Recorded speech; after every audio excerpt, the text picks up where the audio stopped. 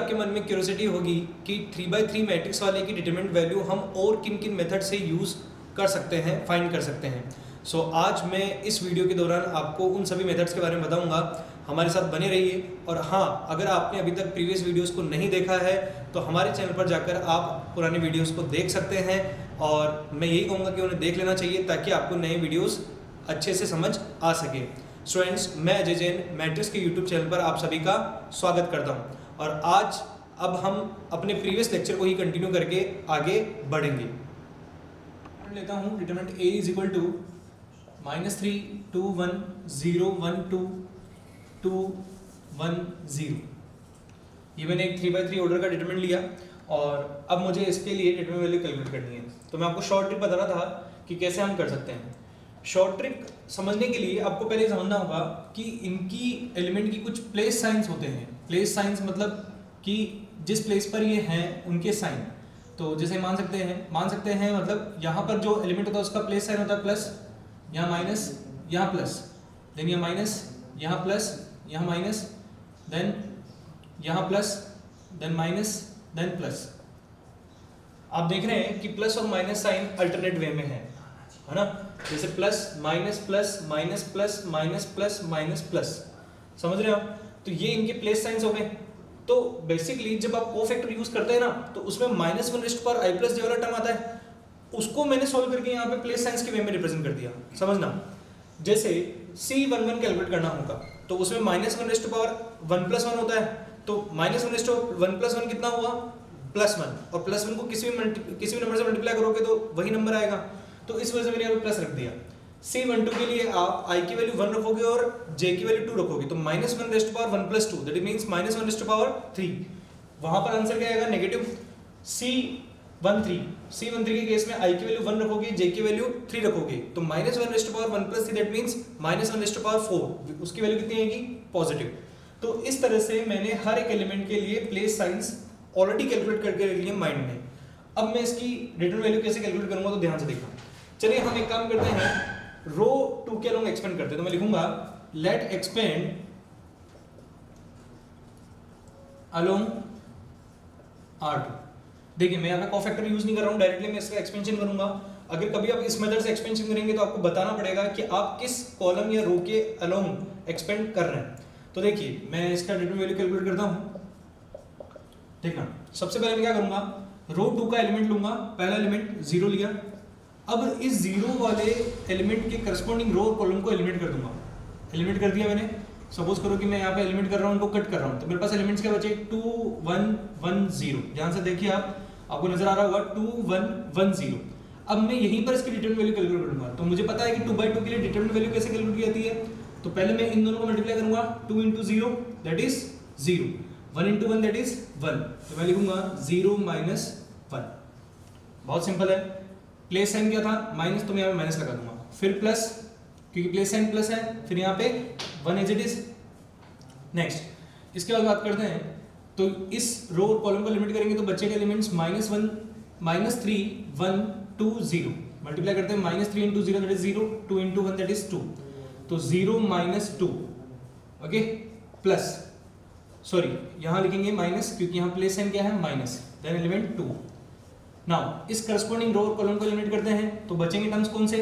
-3 2 2 1, तो -3 × 1 that is -3, -2 × 2 -2। So now solve करते हैं। -0 × -1 प्लस 1 × -2 -2 × -7। तो जब हम सॉल्व करेंगे तो 0 -2 प्लस 14 इक्वल टू व्हाट? 12। तो इस डिटरमिनेंट की वैल्यू आएगी 12। तो ये जो मैंने मेथड यूज किया है ये बेसिकली बिना कोफैक्टर को यूज करके किया है। इस मेथड को हम एक्सपेंशन मेथड कह सकते हैं। उसके लिए आपको बस केवल इतनी से जानकारी रखनी होगी कि इन एलिमेंट्स की प्लेस साइंस क्या हैं, जो कभी भी चेंज नहीं होते हैं। इन प्लेसेस पर एलिमेंट्स के साइन कुछ भी हो सकते हैं। एलिमेंट्स के साइन की बात नहीं कर रहा हूँ मैं, प्लेस साइन की बात कर रहा हूँ। प्लेस साइन क्या होते हैं? ये इसके लिए प्लेस साइन हमेशा प्लस ही रहेगा, इसके लिए प्लेस साइन माइनस ही रहेगा, इसके लिए प्लेस साइन प्लस ही रहेगा। इन एलिमेंट्स के जो साइन हैं वो जरूर अलग हो सकते हैं, there is no problem in that. ठीक है, तो जब भी हम इनको सोल्व करेंगे तो प्लेस साइन अपनी जगह आएगा और नंबर्स और एलिमेंट्स को विद साइन रखना होगा। जैसा कि मैंने यहाँ पे रखा, आप देखिए कि यहाँ पर इस एलिमेंट के लिए जब मैंने कैलकुलेट किया था तो प्लेस साइन रखा मैंने माइनस, फिर यहाँ पर 2 है तो मैंने 2 को नेगेटिव बना के नहीं रखा है, मैंने 2 को एज इट इज रखा है। यहाँ -2 होता तो मैं -2 रखता, यहाँ 1 इसलिए 1 रखा है, 1 की जगह -1 होता तो -1 रखता, प्लस जो है वो मैंने प्लेस साइन के तौर पे यहाँ पे रखा।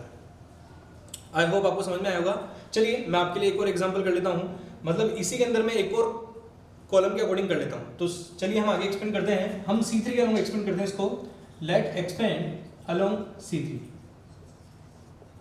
इससे हमारे पास जो आंसर आएगा हम उससे वेरीफाई भी कर पाएंगे कि हमारा आंसर सेम आ रहा है या नहीं आ रहा है। Okay, let expand along C3। Okay, let's सी।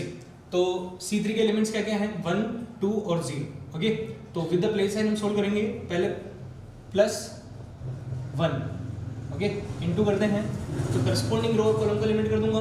बचेंगे कौन से एलिमेंट, 0, 1, 2, 1। तो मैं मल्टीप्लाई करता हूँ यहाँ पे 0 × 1 दैट इज 0, 2 × 1 दैट इज 2, तो 0 - 2।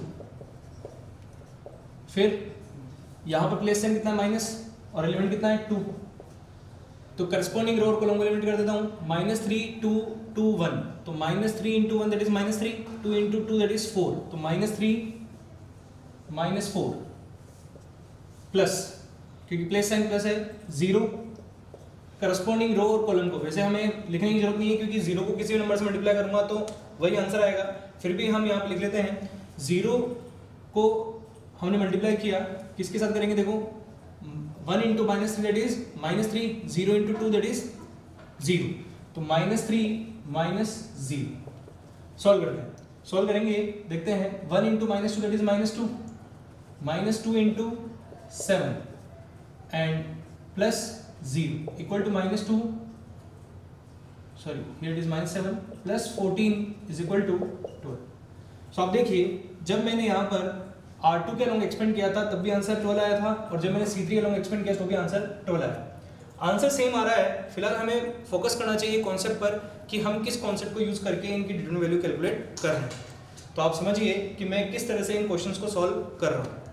अगर आपको अभी भी थोड़ा कॉन्फिडेंस नहीं आया है तो मेरी रिक्वेस्ट है कि आप वीडियो को पॉज कीजिए, एक बार खुद सेल्फ ट्राई कीजिए और देखिए कि आप कहाँ मिस्टेक कर रहे हैं और जस्टिफाई कीजिए कि उन मिस्टेक्स को कैसे रिकवर किया जाएगा। फिर भी अगर आपको कोई डाउट रहता है तो आप हमें अपने कमेंट बॉक्स में लिख सकते हैं, हम वहाँ पर आकर आपके इन क्वेश्चंस का आंसर देंगे और आपके सभी डाउट्स को सॉल्व करेंगे। तो ये कुछ था कि हम किस तरह से 3x3 के मैट्रिक्स की डिटरमिनेंट वैल्यू कैलकुलेट कर सकते हैं। मैंने आपको 1x1 के लिए भी सिखाया है, 2x2 के लिए भी सिखाया है और 3x3 के लिए भी सिखाया है। 4x4 और फर्दर ऑर्डर के लिए अभी आपके कोर्स में क्वेश्चंस नहीं होंगे। फिर भी अगर कभी आपको प्रॉब्लम हो तो आप हमसे हमारे साथ शेयर कर सकते हैं कमेंट बॉक्स के अंदर। चलिए अब हम कुछ और क्वेश्चंस लेते हैं और देखते हैं कि उनके सॉल्यूशंस कैसे मिलेंगे और प्रोसेस देखते हैं। तो क्योंकि आपने एक्सपेंशन करना तो सीख लिया है, अब हम उनका कैसे यूज करेंगे क्वेश्चंस में उनको देखते हैं। तो पहला क्वेश्चन मेरा है that if determinant of 3 - k 1 is equal to -7 then find the value of k। okay let's see, मैं यहाँ पे +7 लेता हूँ। okay if 3 - k 1 is equal to 7 then find the value of k।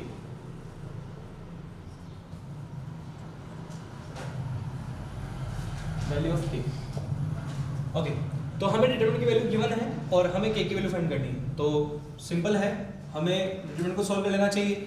ये डिटरमिनेंट किस order का है, 2/2 का, हमें सॉल्व करना आता है।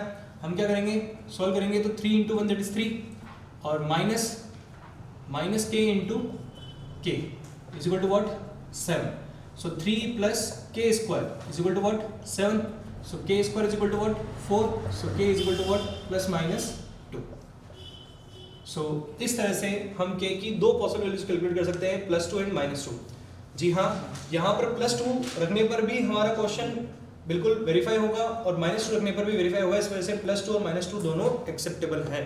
कभी कभी दोनों आंसर्स एक्सेप्टेबल नहीं होते हैं, उसके लिए हमें इन्फॉर्मेशन होनी चाहिए और हमें वेरिफिकेशन होना चाहिए। तो अभी क्योंकि दोनों वैल्यूज वेरीफाई कर रही हैं, इस वजह से मैं दोनों को एक्सेप्ट करूंगा। ओके नाउ नेक्स्ट क्वेश्चन है मेरा, नेक्स्ट क्वेश्चन है, find the determinant of cos theta minus sine theta sine theta cos theta. इसकी डिटरमिनेंट वैल्यू कैलकुलेट करनी है। तो अगेन हम देख सकते हैं कि हमारे पास डिटरमिनेंट किस ऑर्डर का है, तो यहाँ ऑर्डर है 2/2। इसकी डिटरमिनेंट वैल्यू कैसे कैलकुलेट करेंगे, हमें क्या करना होगा, हम डायगोनल एलिमेंट्स को मल्टीप्लाई करेंगे। तो cos square theta minus minus sine theta into sine theta, simple सा प्रोसीजर है, इन दोनों का मल्टीप्लिकेशन माइनस इन दोनों का multiplication. So here we will get cos square theta plus sine square theta.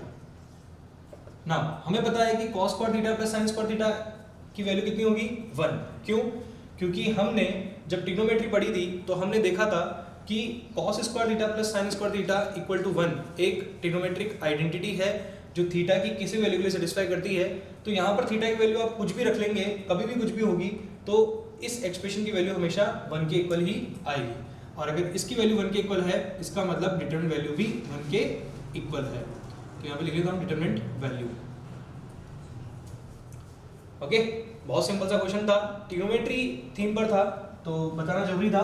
तो आई होप कि आपको ये समझ में आ गया होगा। बहुत सिंपल है, 2/2 का डिटरमिनेंट था और हमें इसको सॉल्व करके वैल्यू फाइंड करनी थी ना। और किस टाइप के क्वेश्चन हो सकते हैं देख सकते हैं। क्वेश्चन नंबर 3 लेता हूँ मैं।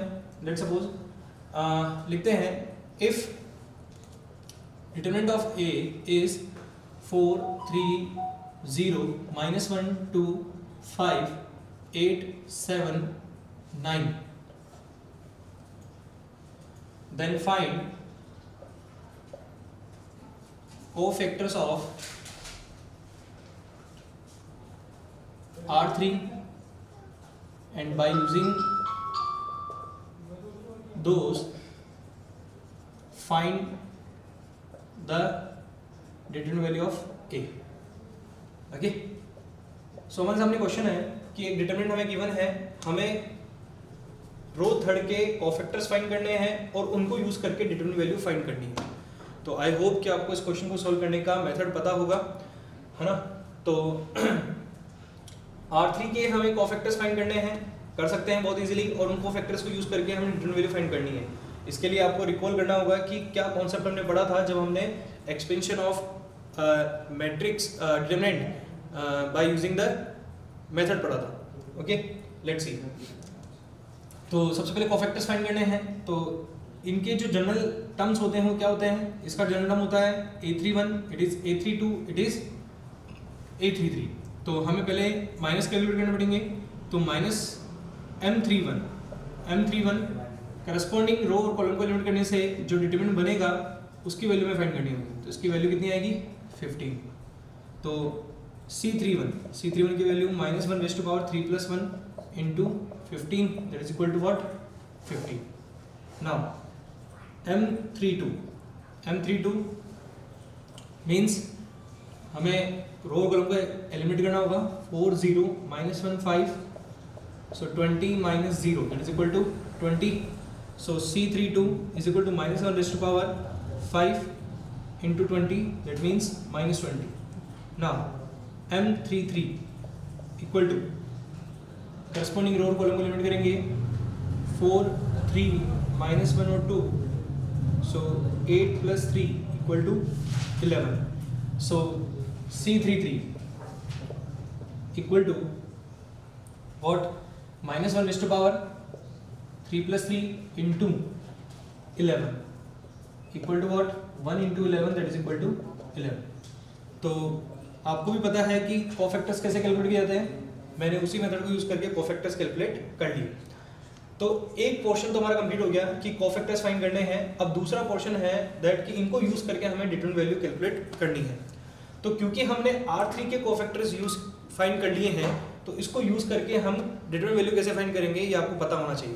तो मैंने आपको एक मेथड बताया था कि अगर हम किसी डिटरमिनेंट के किसी स्पेसिफिक रो या कॉलम के एलिमेंट्स को उसके करस्पॉन्डिंग कोफैक्टर से मल्टीप्लाई करके ऐड कर लें तो हमारे पास उस डिटरमिनेंट की वैल्यू आ जाएगी।